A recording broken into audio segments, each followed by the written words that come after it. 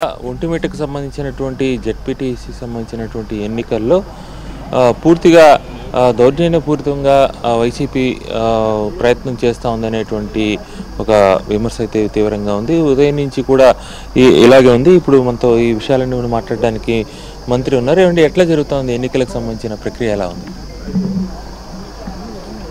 మీ అందరికీ తెలుసు, గత వారం రోజులుగా తెలుగుదేశం పార్టీ క్యాడర్ అంతా ఒంటిమిట్టలో కేవలం ప్రజలకు భరోసా ఇచ్చే విధంగా, రాష్ట్రంలో జరిగిన అభివృద్ధిని ప్రజలకు తెలియజేసే విధంగానే వెళ్ళడం తప్పక ఎక్కడ ఏ విధమైన అవాంఛనీయ సంఘటన జరగలేదు.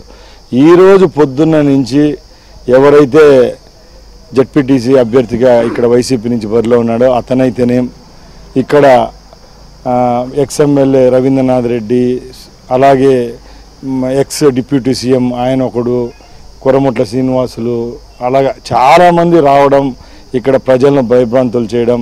గత 20 సంవత్సరాలుగా ఇది మా కంచుకోట, ఈసారి మేము ఇది ఎలా వదులుకుంటామనడం. ముఖ్యంగా దళిత వాడల్లోనైతేనే క్యూ లైన్లలో ఉన్నప్పుడు వృద్ధులు, వితంతువులు, వికలాంగులు ఇలాంటి వాళ్ళు ఎవరైతే ఈ 12 నెలల నుంచి సంక్షేమ ఫలాలు అందుకుని వాళ్ళంతా ఓటింగ్కి ఉత్సాహంగా వచ్చారో వాళ్ళను కూడా బెదిరించడం ఒకటి కాదు, చెప్పుకుంటూ పోతే చాలా దౌర్జన్యంగా ఈరోజు ఈ మండలంలో 30 బూతుల్లో వాళ్ళు చేసిన అరాచకం ఇంత అంత కాదు. నేను ఒక మంత్రిగా కాకుండా ఒక తెలుగుదేశం పార్టీ కార్యకర్తగానే ఇక్కడికి రావడం జరిగింది.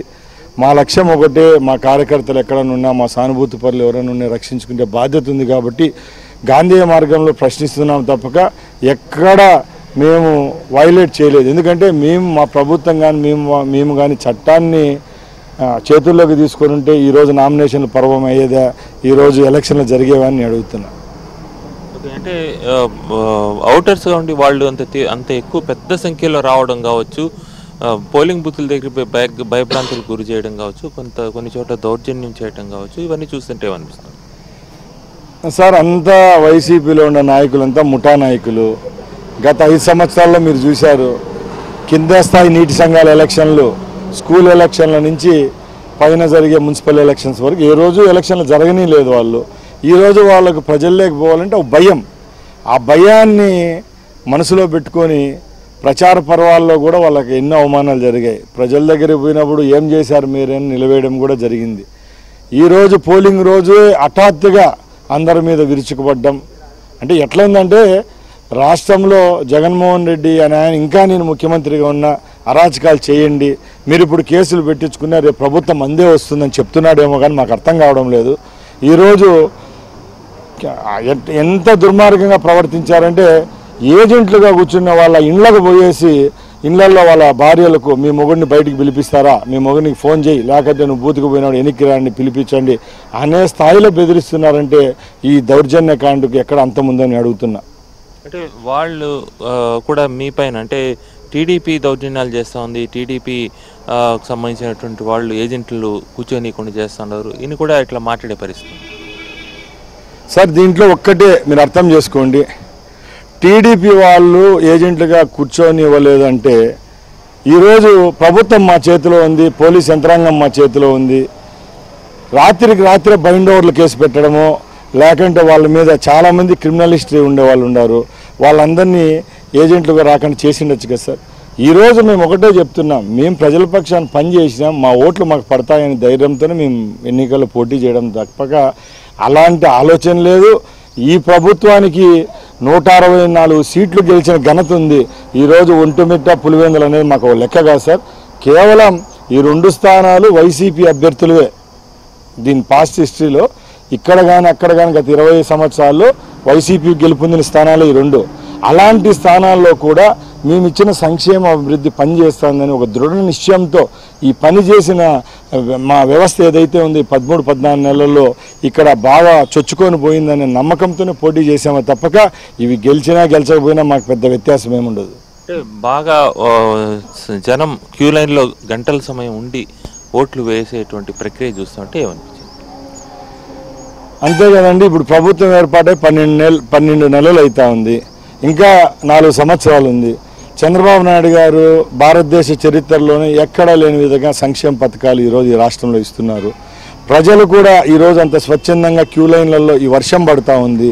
ఇంత వర్షాన్ని కూడా లెక్క చేయకుండా వృద్ధులు, వితంతువులు, అలాగే యూత్, ముఖ్యంగా ఉద్యోగాలు డిఎస్సీని ఇచ్చాం, అలాగే ఎన్నో షెడ్యూల్ కులాలకు సంబంధించిన వాళ్ళు, ఇలాంటి వాళ్ళంతా ఓటింగ్లో ఇట్లా పాల్గొంటున్నారు. బెంగళూరు నుంచి, చెన్నై నుంచి రాత్రి బస్సులు పట్టుకొని రావడము, ఇవన్నీ ఒక శుభ పరిణామం.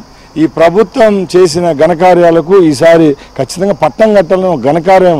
దీన్ని ఓర్చుకోలేక కడుపులో పెట్టుకొని సాక్షి మీడియాలో గత 5 రోజుల నుంచి ద్వంద్వార్థాలు తీస్తూ ఏదో చిన్న రప్చర్ను పెద్దగా చూపించుకుంటూ ఆ ప్రభుత్వంలో వందలాది మంది మర్డర్లు అయిపోయి పీనుగలు కూడా కనపడిన రోజుల నుంచి ఈరోజు ఎవరికో తలకు చిన్న బొక్కబడి 2 కుట్లు పడితే ఆయన్ను సాక్షి పేపర్లో 5 రోజుల నుంచి వేస్తున్నారు పులివెందుల అతన్ని. అంటే ఏంది ఇది? ఎక్కడికి పోతుంది సంస్కృతి?